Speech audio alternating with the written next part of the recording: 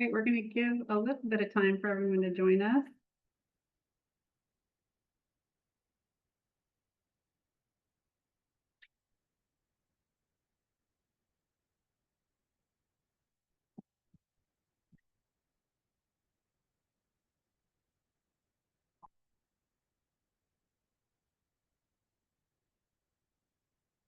Like we're getting some participants here. That's exciting.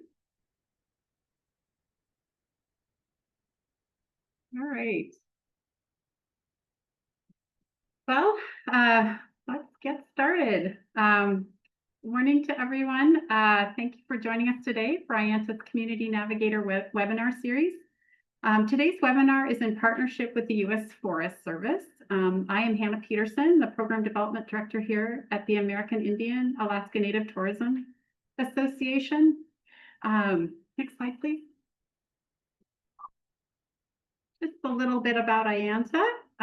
For more than 26 years, the American Indian Alaska Native Tourism Association, IANTA, has served as the only national organization dedicated to advancing cultural heritage tourism in Native nations and communities across the United States.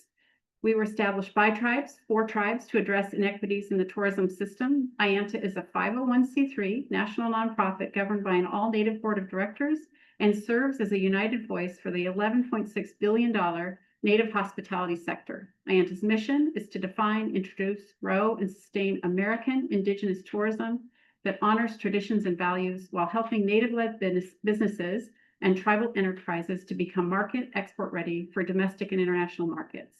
Native nations and communities that are looking to start or expand their cultural tourism and recreation footprint can find resources at www.ianta.org, and visitors interested in learning more about Native culture can visit www.nativeamerica.travel. This presentation will look at the systems and registrations needed for seeking and applying for federal grants.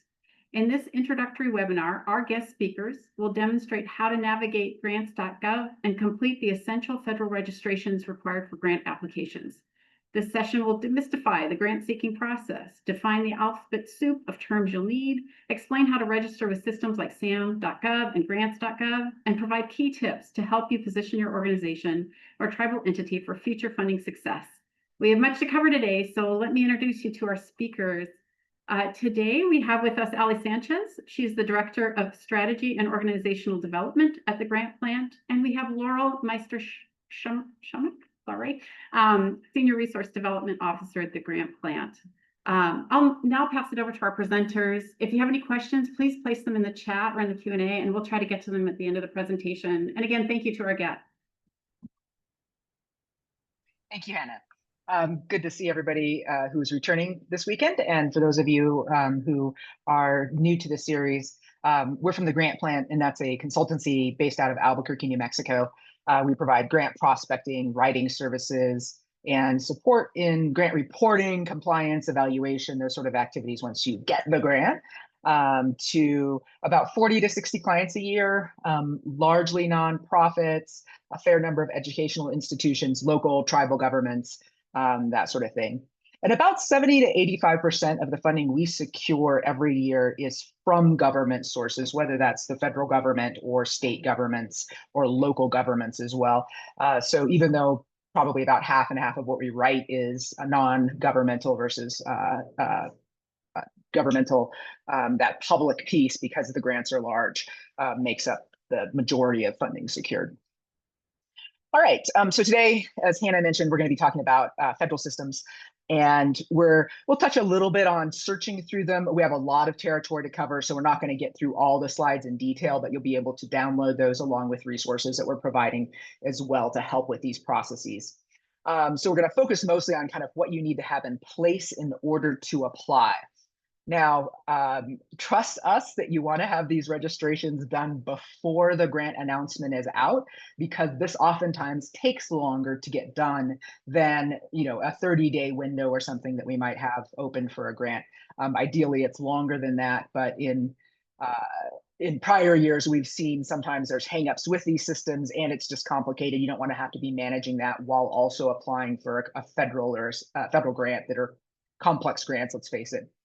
And then also, I would say this year in particular, we're having a lot of the timelines or whether a grant's coming out or not, getting a lot more unpredictable. And what we're seeing too is typically there's a minimum of 30 days from announcement to deadline. And right now we're seeing a number of them coming out with shorter deadlines, which is only supposed to happen with exigent circumstances for the federal regulations. It's supposed to always have at least 30 days, but I think the shortest I've seen is 11 days. So you want to have all of this up to date, your registrations in place, all of that sort of thing before you're in the thick of it with an actual grant announcement. And here's the sequence of what we're going to cover today. And Laurel and I will switch back on sections. Okay, so first, we're just going to kind of take a broad view. What are the systems? What is some of this alphabet soup that we're talking about when it comes to federal grants? So there's a lot on this slide, but I wanted to capture everything in one lay of the land view. So here's kind of an overview of federal grants and the interrelationships with portals and systems, that sort of thing. So the first thing is login.gov, and basically anybody that's going to sort of be involved in registering for these systems or preparing a grant should have an individual registration established with login.gov. And we'll talk a little bit about how to do that in a minute. Then, for an entity to receive federal funds or to apply for a federal grant, you have to have what's called a unique entity identifier number and be registered in a system called SAM.gov. So that's the entity piece, but within that, there are also people designated with that organization. So everybody who's even federal curious or might be in as a sub-awardee in someone else's grant, you want to make sure to have the login.gov and the SAM.gov completed. Okay, so then a lot of times applications are going to go through grants.gov, which is a single government point of entry for publishing award announcements of grant awards and cooperative agreements. Like, we're going to have this available opportunity that you can apply to. And it is also a shared platform for submitting applications. So a lot of agencies choose to just have grants.gov be how people submit applications for their awards. Others use their own platforms, and some give you the choice of either using grants.gov or using whatever their own platform is. But I would say the majority of grants that we work on, at least in a given year, are going to go through grants.gov. Now, so that's where you're applying, but grants.gov has nothing to do with notifying you of who's selected. It doesn't do any grants management, any financial draws or reporting, anything like that. So you'll likely, if you get the award, or just communications as things are getting reviewed, is going to come from another system. Or if the agency is using a system that handles it all, it may be the same. But once you get the award, then you're going to be typically dealing with another system, maybe two, because oftentimes the financial piece and then like performance reporting are handled in different systems. Now, this can seem overwhelming to kind of think about, but it's mostly just breaking down processes, getting used to systems. And then the biggie is when it comes to things like registrations, doing it before you're in the thick of things with actual grant award. Now, there's a few other portals that are sort of involved. Everybody's grant or contract has data that's input into usaspending.gov. It's the government's transparency website about how it spends money with third parties. If you're audited, there's information that goes into an audit clearinghouse and some other things like that. But that's kind of the bird's eye view of the systems involved. So we'll go deeper into ones that are needed before you apply for something. Just as a quick view, here are some of the other ones you may have run across or heard of for application portals. So Fastlane, Research.gov, eGrants, Just Grants, Grant Solutions. There's way more than on this list, but these ones are pretty common. And then for the management side, you might end up with TRAMS, DRGR from HUD, eSnaps is used by a few, Report for USDA. FEMA has more than one system, G5 for Department of Education. So these may be familiar to you just in systems that you've used. You don't need to know them if you don't need to use them, but just an idea, sampling. And then, like I said, oftentimes that the financial piece of where am I asking for my grant money drawdowns, where am I submitting my financial reports, can be a different system. So ASAP may be familiar. Department of Interior uses that. So a lot of grants that are going to tribes will have ASAP as a platform for that. PMS is super common. G5 for Department of Ed. So those are just a few of those systems to give you a sense of that. So just in kind of thinking about what this all is about, key concepts, because we don't want you to have to remember all of that. Just different systems handle different parts of it. There are specific needs for registering individuals, registering yourself versus the organization or entity that you work for. And then there's something that connects those, a grant application or a grant award. So there needs to be these kind of entities, people, and then this connective tissue that is putting them together either as affiliates of the organization or through a specific award or an application. Anticipate a learning curve. And if it's a new system, play around in it.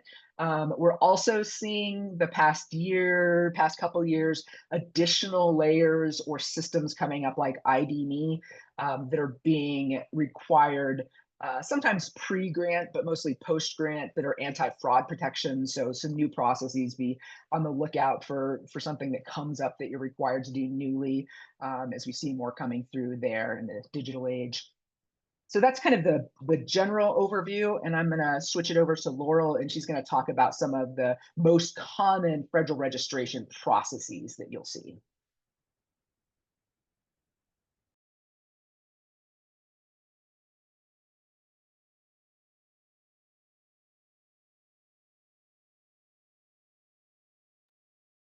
You're on mute still, Laurel. Okay, can you all hear me now? Great.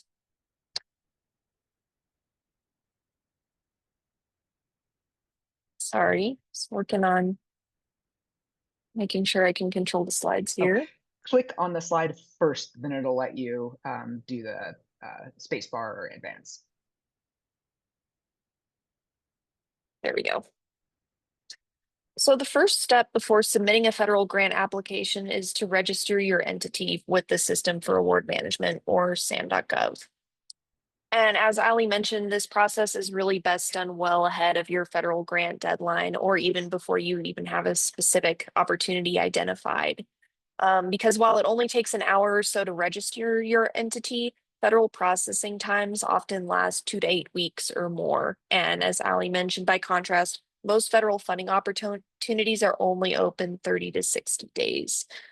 So learn from our experience. You don't want to go through all the trouble of preparing a grant package just to have to bite your nails waiting to see whether your SAM registration will be processed. You do need it in order to even set up your application, let alone submit. So for many of you, your entity may already be registered in SAM.gov, and I'll show you on the next slide how to search for your registration listing.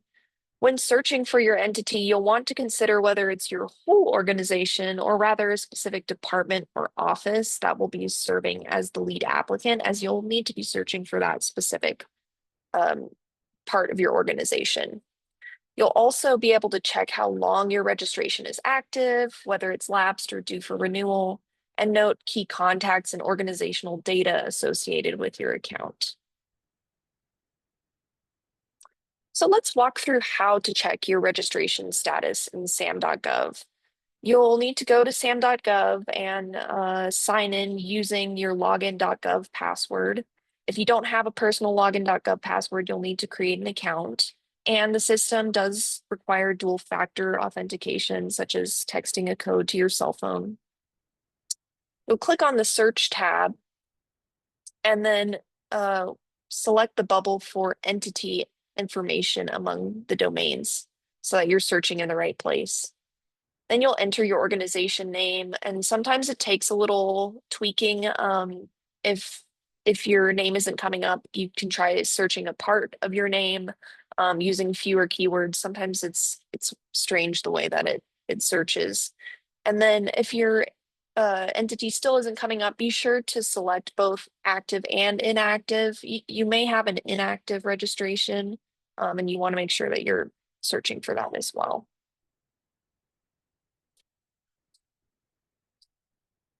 So from the search screen itself, you can see basic information about the entity, including your unique entity identifier or UEI and your CAGE code. And these are used to identify your organization with the federal government. And the materials for this presentation will provide a worksheet to keep track of that information. And the UEI is one of the key pieces that you'll want to record, as you'll need to reference it throughout the proposal preparation process. It's also wise to make a note of your expiration date to make sure that your registration remains active through the grant deadline. You do need to renew that registration frequently. Once you click into the registration and scroll down, you'll also see your point of contact, which is also referred to the electronic business point of contact or eBiz POC once you get into grants.gov. And this is the person with the permissions necessary to renew your SAM.gov account and get your entity and users set up in grants.gov. So make a note of this person. And some entities also have an alternative point of contact listed. We highly recommend this practice. It can be really difficult to change contact information in SAM.gov if you have a staff change. So having a backup is really important to make sure that you are able to submit your grants on time.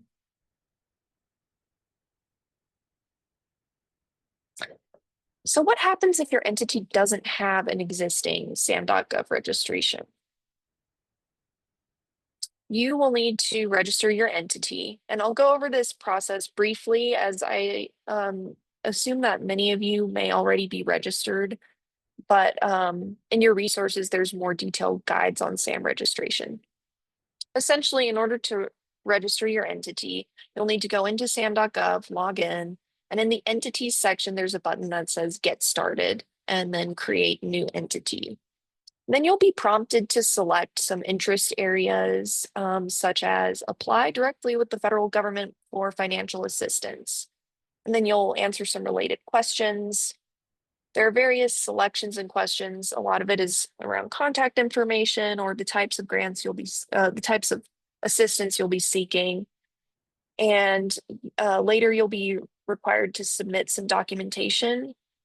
In the files for this presentation, we have a full list of the documentation you'll need for SAM registration. And then once those are reviewed, the process will be returned to you to complete the validation. So you'll complete your registration by providing some additional information. That includes core data, representations and certifications, and point of contact. Once you submit, it'll typically take at least 10 business days to become active.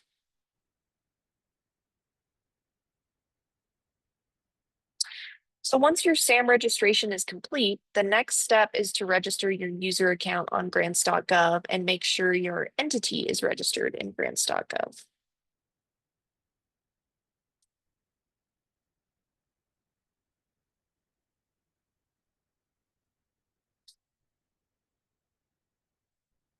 Having trouble going forward for some reason. Okay, there we go. So creating your individual user account in grants.gov is a fairly straightforward task. On the grants.gov homepage, there's a register button in the upper right corner. And when you click that, it'll prompt you to enter your contact information and a password. You can also sign up for alerts and newsletters to stay up to date on changes to the platform. But note that this does not inform you of upcoming grant opportunities, which is housed in a different part of the platform.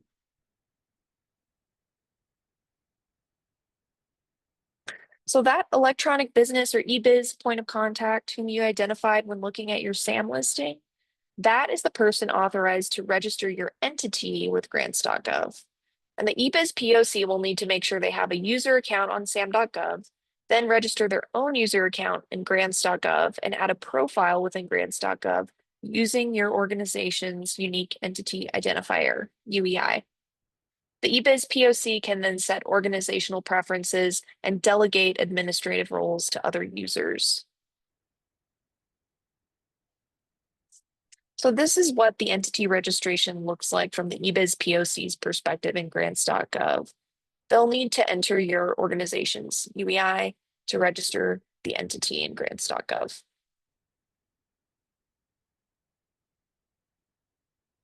Once the eBiz POC has registered your entity, they can assign roles within your organization to other users who are registered in Grants.gov.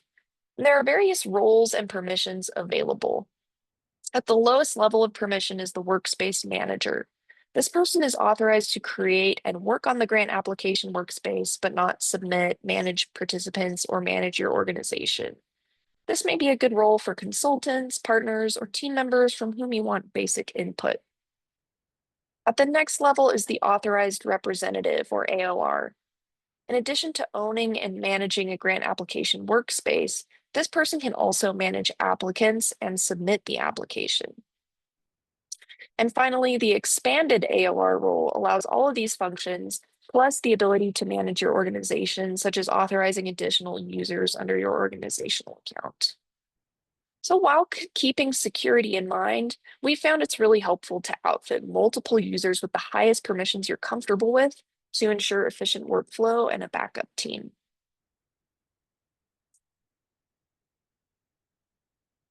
The next steps are to associate your personal user account with your entity, hit apply, and create your grant application workspace, and add additional participants to your workspace if desired. This slide shows the Manage Profiles view in Grants.gov. You can see a list of the different types of roles, which will become populated as you add users. This can be managed under the Applicants tab of Grants.gov by selecting Manage Organizational Profile. Also under the Applicants tab under Apply Now, here's the view you'll have when setting up the grant application workspace. You can see you'll need to enter some identifying information about the grant opportunity you're working on, select your entity, and create a title for your organization or for your application, which can be changed later.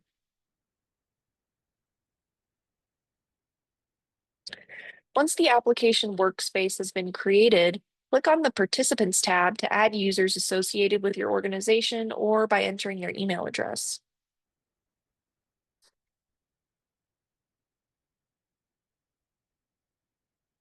So just some key takeaways.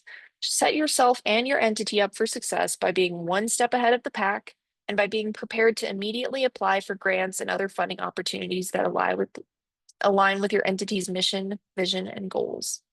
Don't be overwhelmed by acronyms and new terms in federal portals. They seem scarier than they actually are. And then putting together all of the required documentation for registries will also help you assemble the information, documents, and attachments you'll need for funding opportunities. So it's a helpful practice. And then being ready to apply in federal portals leaves you more time to focus on telling your story in an inspirational way. Then just to share a few of the resources that will go out with these slides. This is a tracker for things like registration checks, roles, and signups. This is just kind of a one-stop shop to keep track of all the most important information. There's also a grant readiness and grant file worksheet with a checklist of things that are helpful to have on hand when you're working on federal grant proposals. And then this SAM.gov quick start guide and registration readiness checklist, which goes into detail on the steps to register your entity in SAM.gov.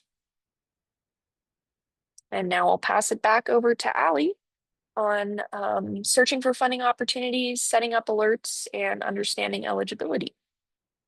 Thank you, Laurel. So we primarily want to make sure you are ready to apply. So first, the stuff that Laurel talked about, make sure you are ready to go if and when something comes along. And even like I said, sometimes if you're going in as a sub-grantee on someone else's grant, they may still require you to have a UEI and SAM registration.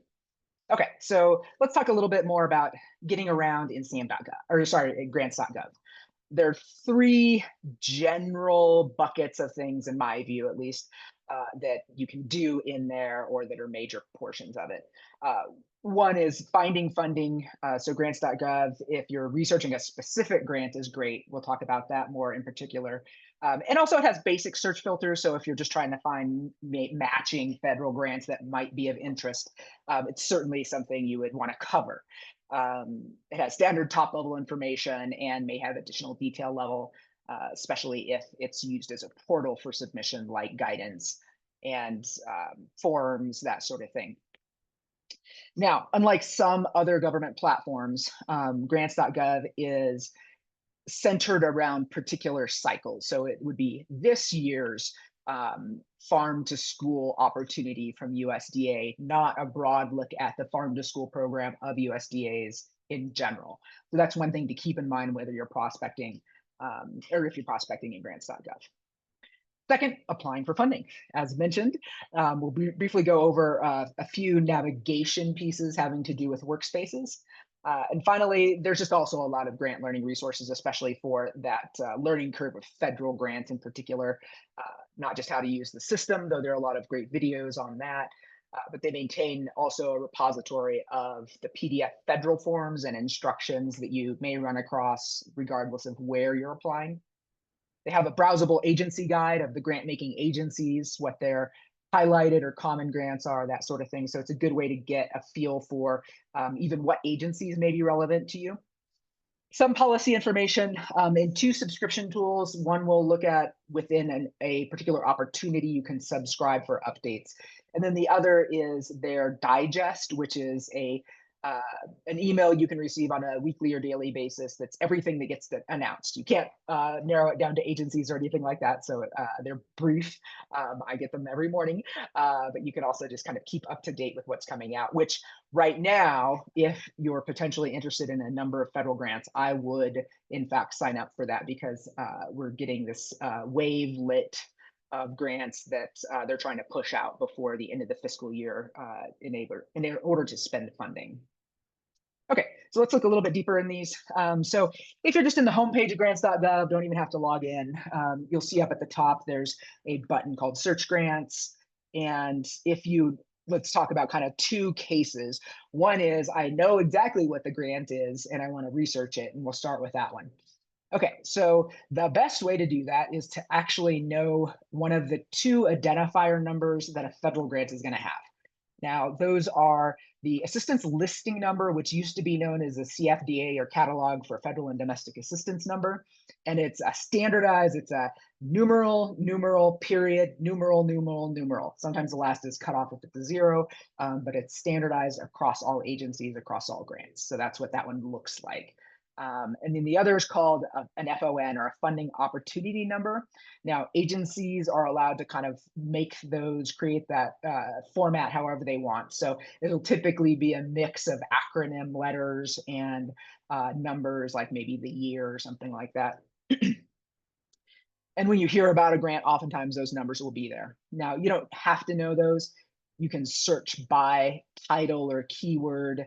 If you were interested in some improvements in a wild area that has something to do with tourism. Maybe you're interested in the fisheries grant that comes out every year. So you might put in fisheries and I think it's Wildlife Service that does that one. And we'll look at the screen in a minute, but so title helps and selecting the agency first helps if you know the grant, but the numbers are the easiest way to do it. And then the other kind of critical thing on the search for a known grant is if it's not open or forecasted, making sure that you're selecting the closed and archived to be able to pull up the last time it was open to see the information that was from the prior cycle. Now, also consider using SAM.gov because it is, especially if it's not an open one or an upcoming one, because it'll have more general information on the actual grant program that is not specifically tied to a cycle. Okay, and then here on the left, you'll see this is the search bar.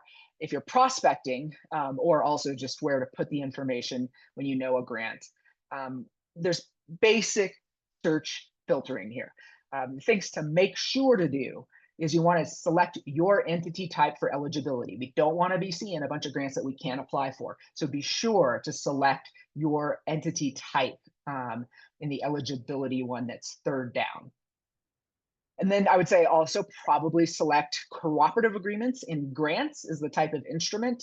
The other things like loans and loan guarantees, unless you're looking for those, I would restrict it to grants and cooperative agreements. We won't go into what cooperative agreements are, but they're like grants, just select it. Okay. Now, then you can either try the categorical if something fits your organization, or by agency, or a combination of both.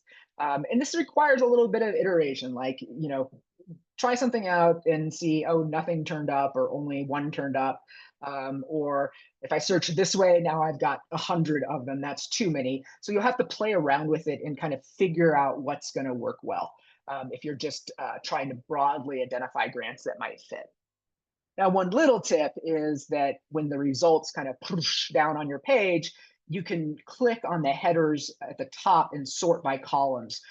So it could be like, well, these all look good, but there's a ton of them. So maybe I'm actually going to sort these by the deadline so I know what's coming up and I can focus on those. Or maybe I think mostly the grants that we're interested in are going to be from the Department of whatever. So let me actually sort by that and I'll start there. So those columns can be helpful. And if it is something that is either forecasted or is open, when you do get to that page, if you click into one of these grants, you'll see this synopsis page. And up here in teal in the upper right that I have circled in teal, you can see subscribe. Be sure to do that because there are all sorts of updates that can come out. My favorite by far is the deadline has been extended, but it can also be that there's a change in funding levels or who's eligible, or there's an amendment to the RFP, the instructions, or there's a new instruction set that's superseding the prior now. So you always want to subscribe if it is a specific upcoming grant that you might apply to. Now, we can see here there's some standardized information. All the grants have to have it in this little box. A couple things to lift up for your awareness. In yellow, we have the deadline. That's always important. And then the second set is information maybe about how much is in total is available for funding. If there is a minimum or a maximum award amount, that's oftentimes really important. And then also, oftentimes there's an anticipated number of awards to be made. So that gives you really great insight into how competitive something might be. There's a world of difference of my interest level if something's being maybe 5 awards being made nationally versus 40. Those are very different situations, especially when I'm learning about a grant or researching. Then under the green, you can see there's a few other tabs in every one of these opportunity profiles. One of those is related documents. When you click into that, you'll be able to access, if they've included it, the instruction. So you may know that as an RFP or a NOFA or an RFA or NOFO, or an invitation to applicants. There's all sorts of acronyms those go by, but basically it's the guidance and instructions for applicants that's official. Agencies oftentimes have a lot of information online, but that's really the guiding one. Oh, and a special note too, for these sorts of systems is a lot of agencies have a whole separate guide that is actually about the application process. So they might have a grants.gov guide or a research.gov guide. So keep an eye out for a second guide that's specifically about all these technical details of how to apply and register for systems. And then the other tab here is called package. And if you are able to apply through grants.gov, that'll show the forms that are included, and you'll be able to kind of root around and see what it is that you'll be working on and completing. Okay, this is just a quick overview of the application process in grants.gov. We won't go over that in too much detail, but we've already talked about a number of these. We'll look a little bit more about Workspace. A couple notes though, you can complete the forms online or you can download and upload them. And then once everything is kind of complete and uploaded and you submit, you'll receive, you and the e-business point of contact, and I think every AOR will receive a series of emails that are validations as it goes through the process. since grants.gov is a shared platform, it kind of validates that your UEI is correct, that it matches your name, that your SAM registration is active, and then it transfers that application to the agency. So you get this series of gateway emails as you're passing through. So you always want to keep an eye on those and make sure everything looks good and that you've made it through all those emails without anything popping up. Okay, so here's a look at workspace navigation. We won't dive into actually completing it, but one of the things that is surprisingly tricky is finding your grant that you're working on. So if we look at once you log into grants.gov, it'll kind of automatically pop you into the applicant center, this page. But there's two ways to get to your application. One is using the left-hand menu, and you see the button for Manage Workspaces. Also, if you go up to the Applicant tab, regardless of where you are once logged in, a drop-down option will be Manage Workspaces. That's what you want to click.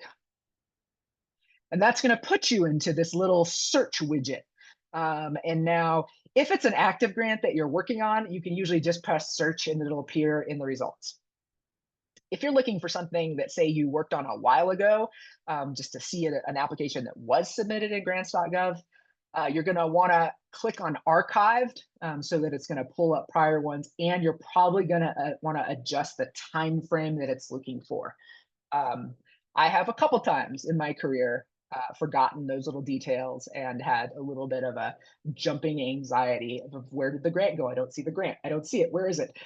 So that's usually the problem and why you're not seeing something pop up in search. So once you do search, you'll see a listing.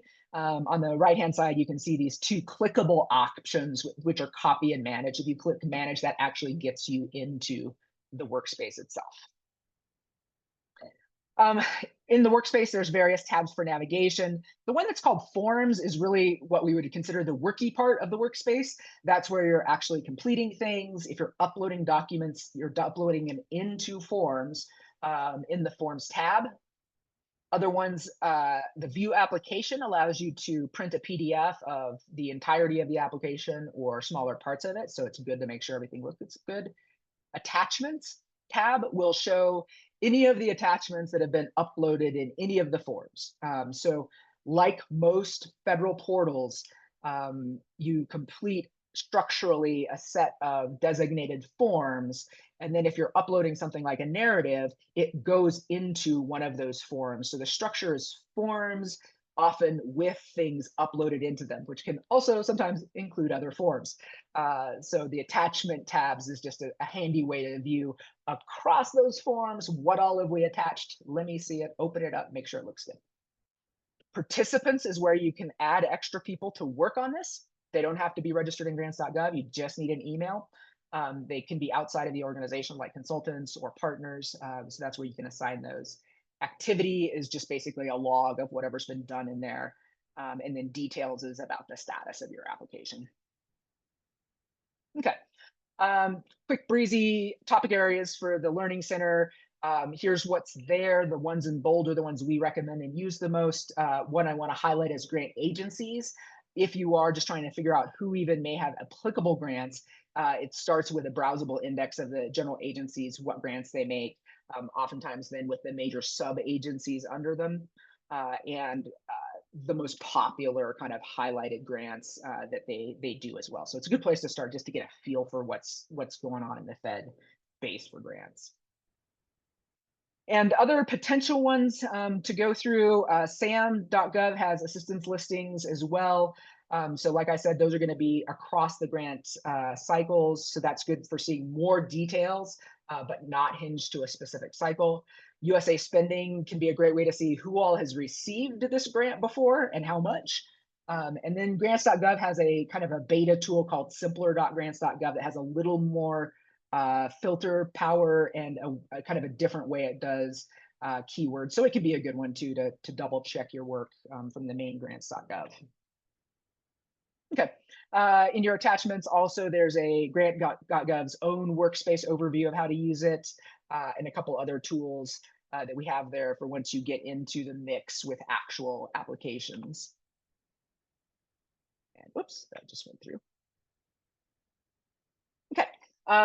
We talked about this. So both researching and preparing proposals, workspace is where the application stuff happens. Also allows for collaboration specific to that grant. And then there are, like I said, SAM.gov, USA Spending offer other ways to also understand, is this a good fit? Should we apply for this? What's this grant all about? Okay, and I'll turn it back over to Laurel for some top level pitfalls and best practices.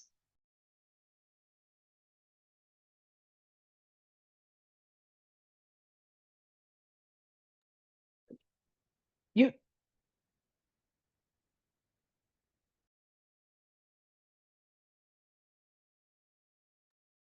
There we go. Sorry about that. So as we've mentioned a few times, you do need to get your registration set up in advance, or it's best practice to do that because it can take a while for those registrations to come through, and grant deadlines are coming fast and furious. If you're a government entity, watch out for, you might have multiple UEIs or registrations, and make sure you're using the correct one.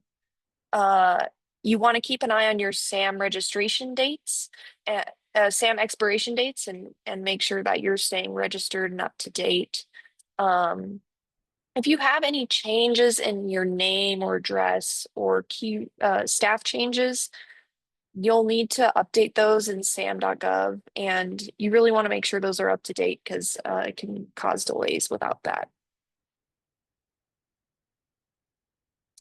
For grants.gov, some pitfalls are that the entity, if the entity is not registered, but only the people, you can't get very far. So you need to make sure that your organization is registered, which is a little confusing because it is the people who have the accounts. So and the people have different roles and permission levels. So you need to make sure that you have the right permissions to be able to submit. Keep an eye on your eBiz point of contact. Make sure you know what their out of office schedule is, and if that they're going to be around submission day, and that you have the right people in the room to submit. You need to make sure that you have an UEI and you've entered it correctly. And then oftentimes when we have issues submitting, it comes down to the budget, and these can sometimes just be rounding errors where it's like $1 off here or there. So just take a look, make sure that your numbers are matching up. Sometimes that can create confusion. And then finally, in the in that grant application workspace, there, if you're collaborating on a workspace, anytime somebody goes into a form to edit it, it locks that form for other collaborators. So that's great if you are actively editing and don't want others to make changes, but once you lock it, it does keep others from working on it. So once you go out of the form, you want to make sure to unlock it. You also won't be able to submit without unlocking those forms. So that's kind of, it can cause delays if there's a locked form, you can't find the person to unlock it.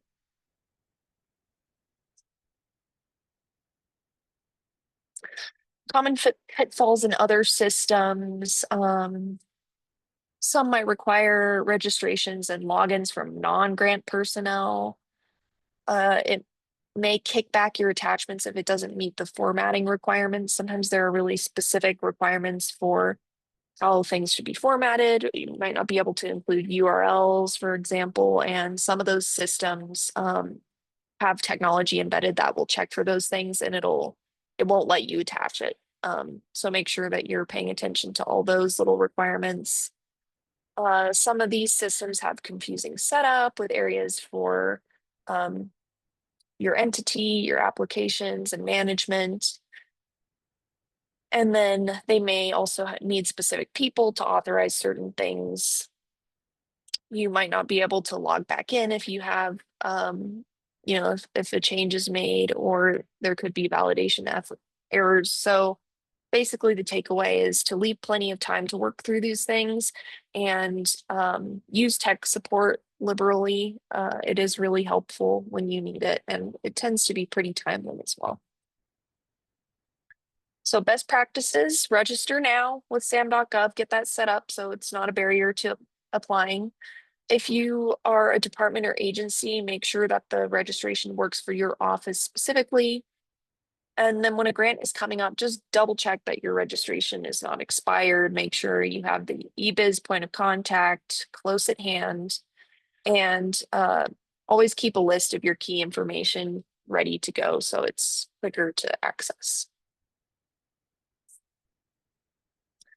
Best practices for grants.gov are to ensure that the individuals who will be involved in the platform have their registrations ready to go. eBiz POC is close at hand. Verify that you are applying for the correct grant in the workspace. You can use that that ID number for the grant to make sure that you're applying for the right thing. Sometimes grants also have different subcategories, so you want to make sure that you are set up in the correct workspace. And then early on, identify where your attachments get uploaded. Sometimes because of what Ali was talking about, where it's a series of forms and then attachments get uploaded into those forms, it can actually be kind of tough to know which form belongs to which attachment. So just identify those things up front so you're not stressing on submission day. Have a backup for submission who has all the files and information. And a helpful tip is to run a print to PDF before submitting. So that way you can just have one view of everything. It makes it pretty easy to look through. And again, call tech support. Document your ticket number if you do that. If God forbid you aren't able to submit or something, having that ticket number can help make your case for an extension if it really is a tech issue. So this is, again, just our document that we're providing for helping keep track of important information.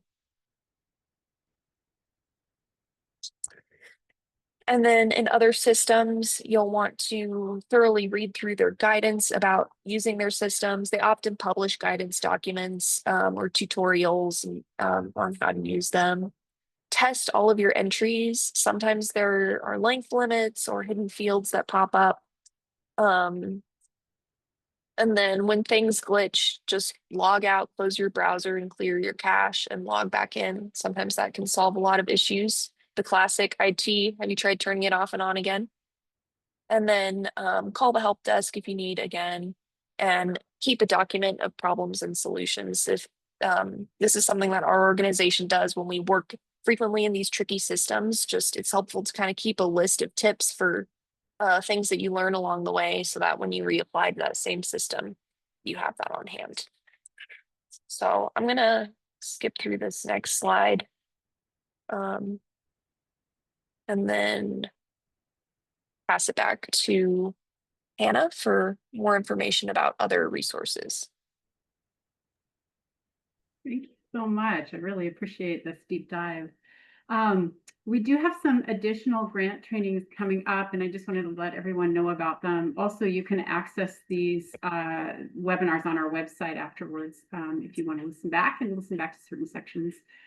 We have August 5th, developing and defining grant results, and then August 19th, creating project logic models. And I can't stress enough how important that creating project logic models session is going to be. There are a lot of trainings out there. This one is hopefully helping you to simplify the concept of logic models and theory of change modeling, which is very important in your bigger grants. Yeah, so anyways, we want to, do you want to move to the next slide?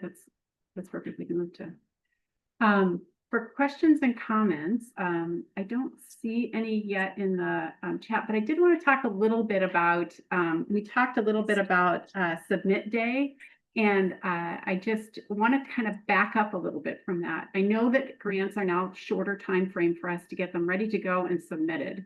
But one of the things that I'm hoping you can kind of give us some insight on is when we see a deadline, so like July 23rd is the deadline. There's also a time usually that it closes. So that could be 3 o'clock in the afternoon Eastern time. So those two things. And then just kind of backing it up, submission day, your thoughts on applying on the day it's due as opposed to backing that up a little bit, given that there are so many moving parts. Yeah, absolutely. We could spend an entire hour on the things that can go wrong with submissions and technical glitches. So, generally, really try to get it in about 3 days ahead of time. You also, especially if you're an agency, may have some additional approvals that back this timing up too.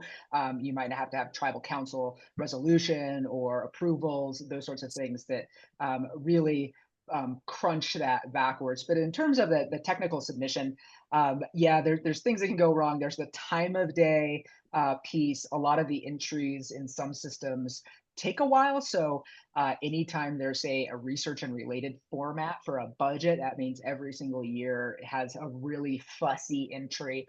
I anticipate usually if it's a multi-year grant that alone is probably going to take an hour without quality control, just literally the entering from a spreadsheet into that form. So always allow time, have that backup person that has access to everything and is on a different Wi-Fi network. And especially, I imagine a number of the folks that are part of IANTA's trainings are in rural areas where broadband connectivity may be an issue too.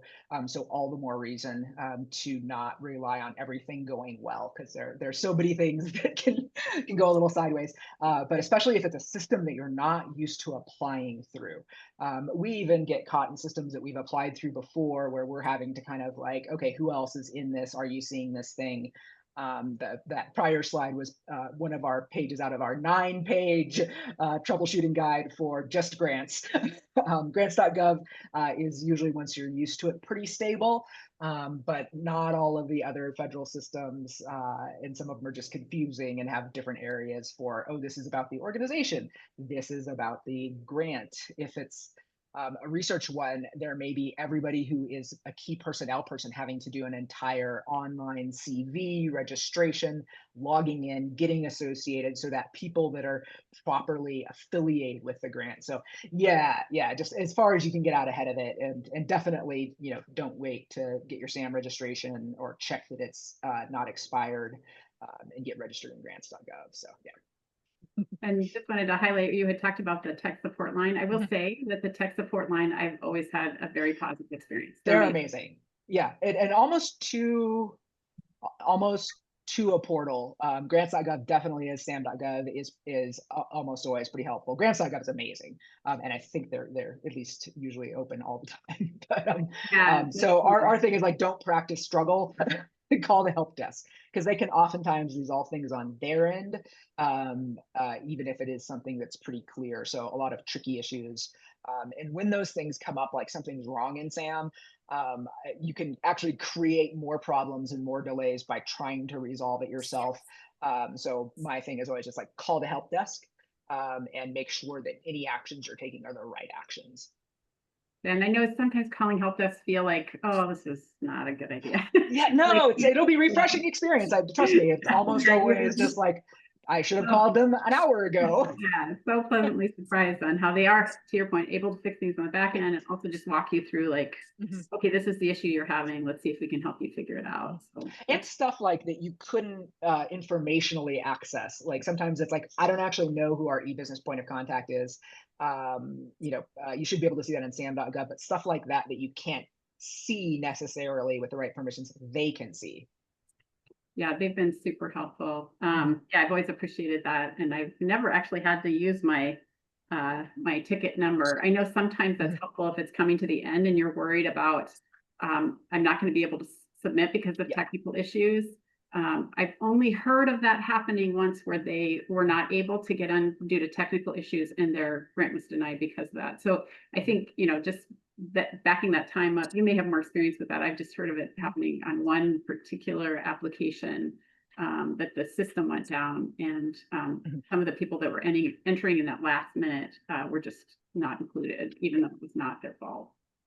Yeah, and almost all of them will tell you to enter 2 to 3 days ahead of time, because technical glitches are not necessarily a reason, even if it's on their end, to consider a late application.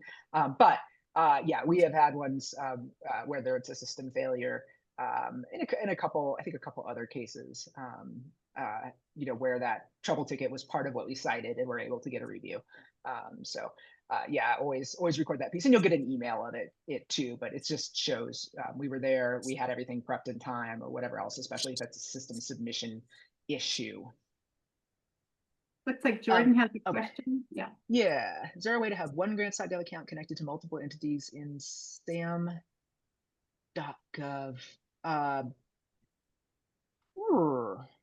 The reverse is easy. So we have multiple affiliations with organizations with our own logins. Do you know the answer to this, Laurel? No, I don't think you could, I because mean, the grants.gov account has to be, the organizational account is specific to a single UEI and a single SAM.gov registration. You as an individual, though, could, your grants.gov profile, you can be associated with however many organizations. That's what we do as consultants.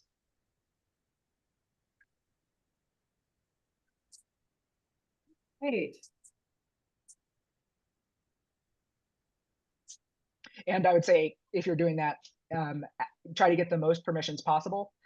Like, I want to have submission ability, and that can be changed right afterwards. And they'll get an email. Nothing secret is happening. But in general, overreach on the permission level, because the consequences of having something glitch and then not being able to have the e-business point of contact person do a permission thing in the heat of the moment. Unless you're submitting early, like aim higher than you think you'll need.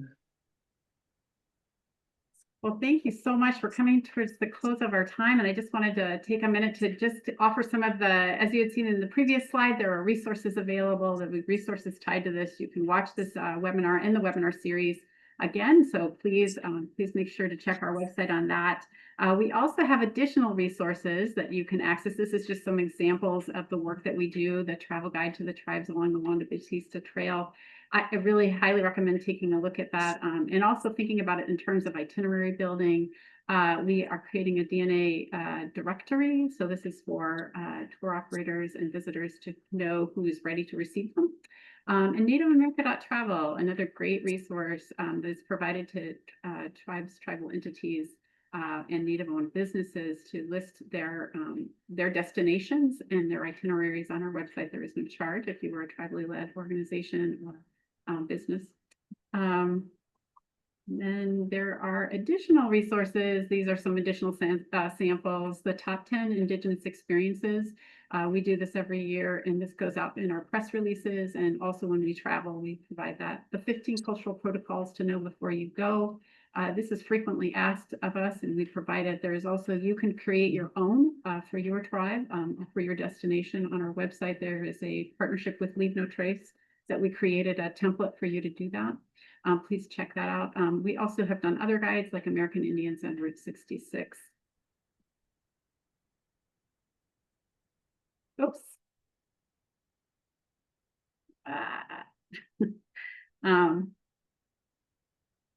No, other way, shoot. I am having thing. Anyways, I did want to encourage you to attend our annual American Indian Alaska Native Tourism Association, or American Indian Indigenous Tourism Conference. I'm sorry. This year, we are so fortunate to be hosted at the beautiful Pearl River Resort in Choctaw, Mississippi, October 27th through 30th. This is an amazing, I am biased, but we have the best conference out there. It is the only conference, national conference, dedicated to cultural and recreational tourism on Native nations and Native communities. It is my favorite time of the year. One of our attendees last year said their favorite times of the year are Christmas and AITC. So high praise for an amazing conference. I really welcome you to come and really experience, do a deep dive in some wonderful sessions and networking opportunities. And then just let's see if I can do this without messing it up. Yes. Most importantly, right, with gratitude, I want to thank our great speakers today.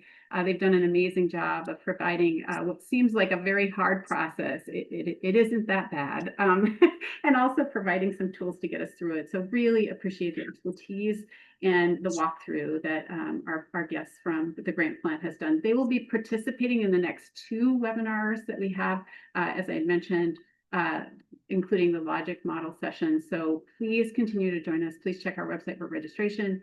We really would like to see you again with our 2 great guests. So thank you so much. Thank you, everyone. Thank you.